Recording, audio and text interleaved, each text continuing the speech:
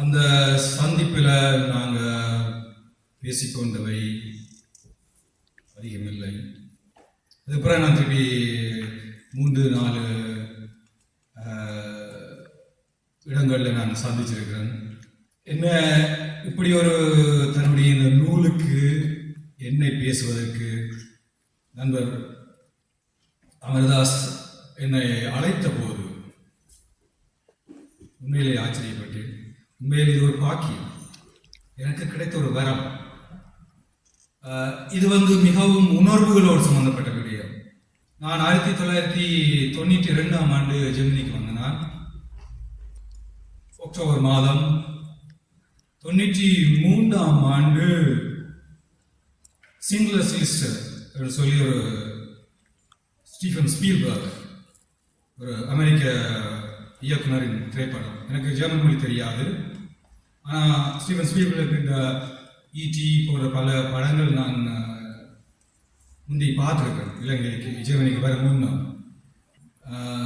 பிறகு 93ஆம் ஆண்டு அந்த படம் ரிலீஸ் ஆகுது. மொழி தெரியாது, மேலும் தியேட்டரில் போயிருந்து நான் பார்த்தேன். நான் அந்த படத்தை கருப்பு வெள்ளை திரைப்படம். இந்த நூலில் இருக்கும் படங்கள் எல்லாமே கருப்பு வெள்ளை.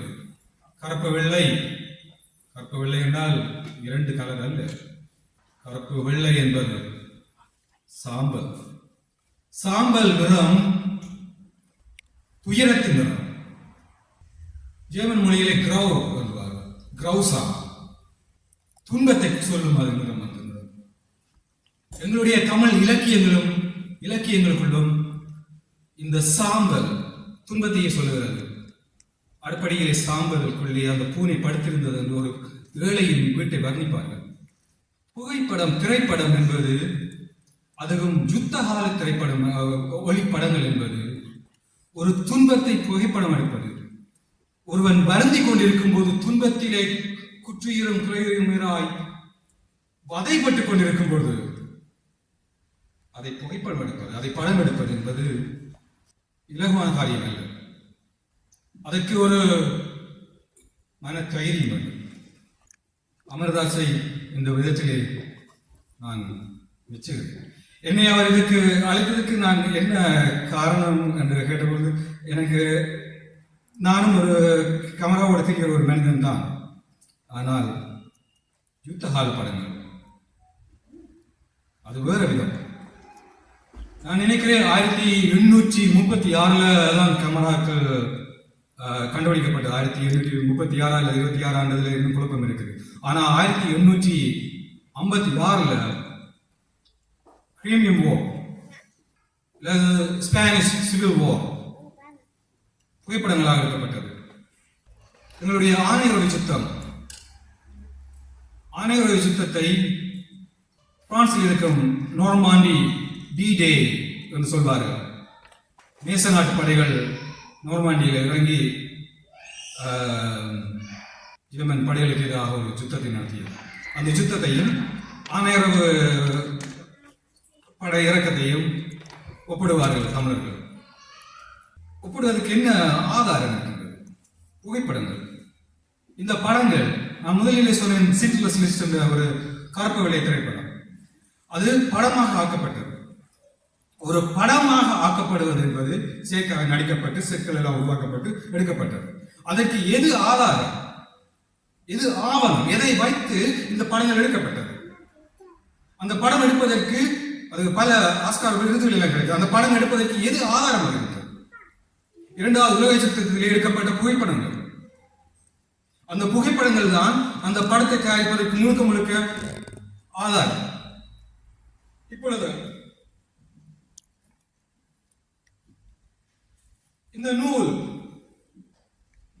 நூல் மிகப்பெரிய ஒரு பெருமதியான ஒரு ஆதாரம், ஆவணம். ஒவ்வொருவருடைய தமிழர்களுடைய வீடுகளிலே கட்டாயம் இருக்க வேண்டிய ஒரு நூல்.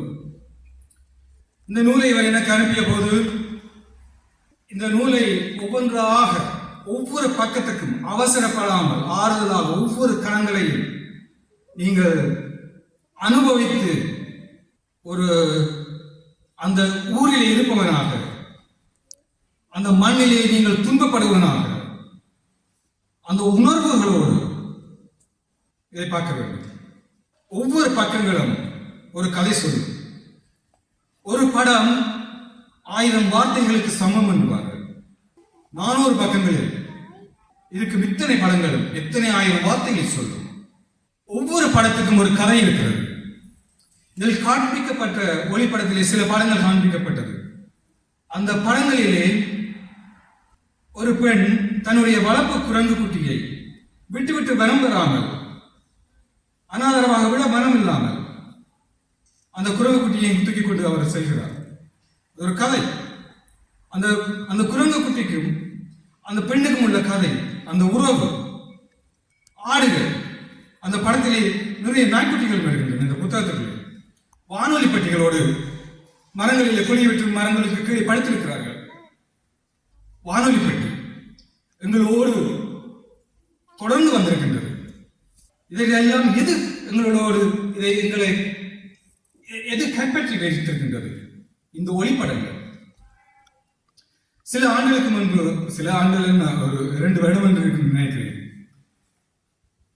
பிராங்க்ஃபர்ட்டில் நடந்த ஒரு புத்தக கண்காட்சிக்கு, சர்வதேச புத்தக கண்காட்சிக்கு போயிருந்தேன். அங்க சர்வதேச புத்தக கண்காட்சி என்று சொல்லி ஒரு பக்கமும், ஜெர்மன் புத்தகங்கள் சொல்லி இன்னொரு கட்டிடம் ஒன்று இருக்கும்.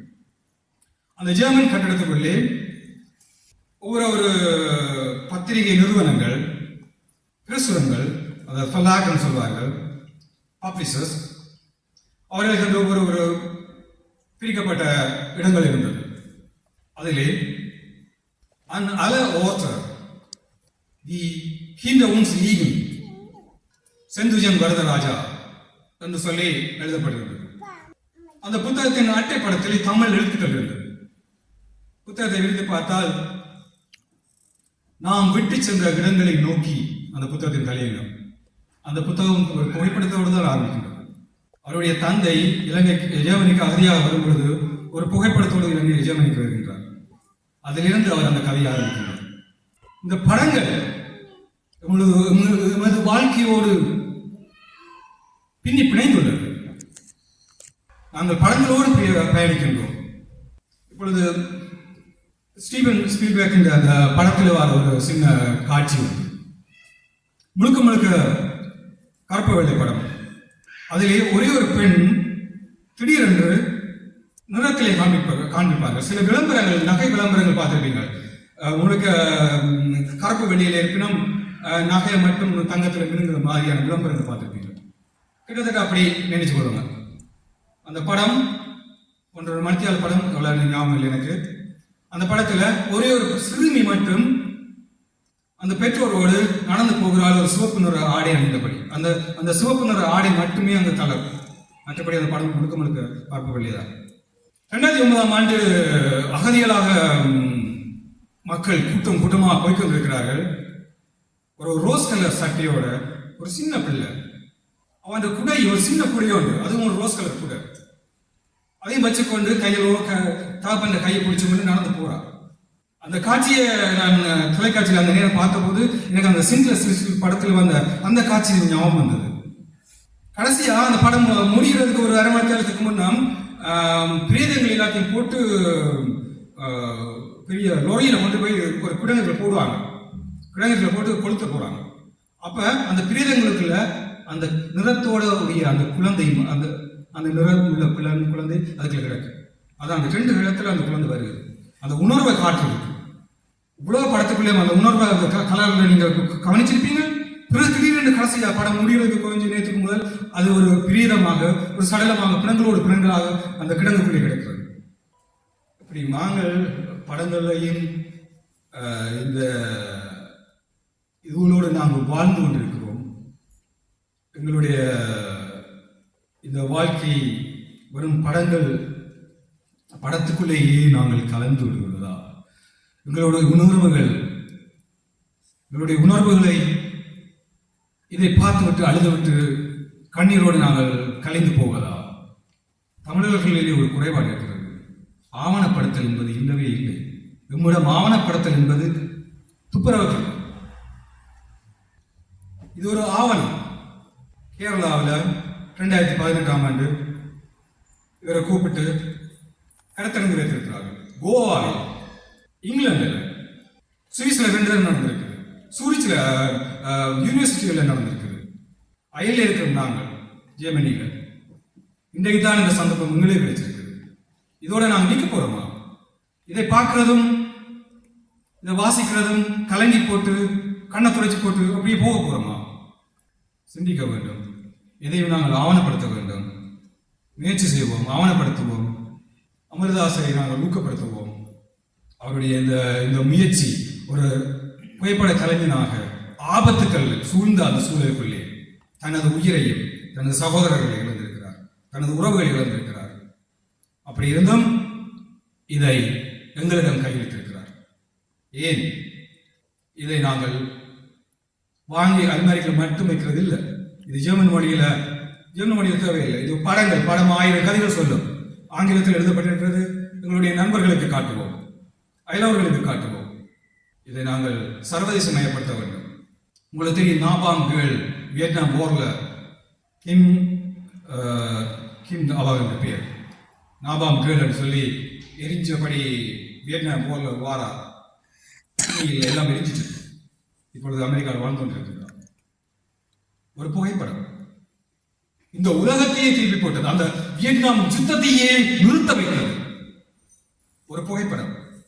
இதில் எத்தனை ஆயிரம் புகைப்படங்கள் இருக்கின்றன. யுத்தம் இன்னும் முடியவில்லை. ஆனால் இதை நாங்கள் எப்படி கொண்டு செல்வது? அந்த நாபாம் கேர்ளின் அந்த புகைப்படம் சர்வதேச மயமானது போல எப்படி இந்த புகைப்படங்கள் சர்வதேச மயமாக போவது? ஒரு குழந்தை இதிலே முழு ரத்தத்தோட இருக்கிறார், படம் எடுத்திருக்கிறார், கீழே எழுதியிருக்கிறார். அந்த பிள்ளைங்க தலையில இருக்கிற அந்த முகத்தில் இருக்கிற ரத்தங்கள் எல்லாம் யாருடைய ரத்தம்? அந்த பிள்ளையை தாப்பனுடைய ரத்தம். தாப்பன் இறந்துட்டு அந்த நாபாம் கேர்ள் அந்த வியட்நாம் பெண்ணின் அந்த புகைப்படத்தை மிஞ்சுகிற படங்கள் பல ஆயிரம் நம்முடைய வாழ்க்கையில் இருக்கின்றன. சிந்திப்போம் நண்பர்களே. ஏதாவது ஒரு வழியிலே ஏதாவது ஒரு முயற்சி செய்வோம். இவர் தன்னாலான முயற்சி செய்திருக்கிறார். நாங்கள் என்ன செய்வோம்? அவரவருக்கு யாருமே இங்கு சிறியவர்கள் அல்ல. எல்லோரிடமும் திறமை இருக்கின்றது. எல்லோரிடத்திலும் ஏதோ ஒரு வகையிலே ஆளுமை இருக்கின்றது. அதிலே நாங்கள் போக்கஸ் பண்ணுவோம். அதிலே நாங்கள் எங்களுடைய அறிவை கூர்மையாக்குவோம். அதை நோக்கி பயணிப்போம். நாங்கள் விட்டு சென்ற இடங்களை நோக்கி நாங்கள் செல்வோம். அதை நோக்கி செல்வோம். நன்றி.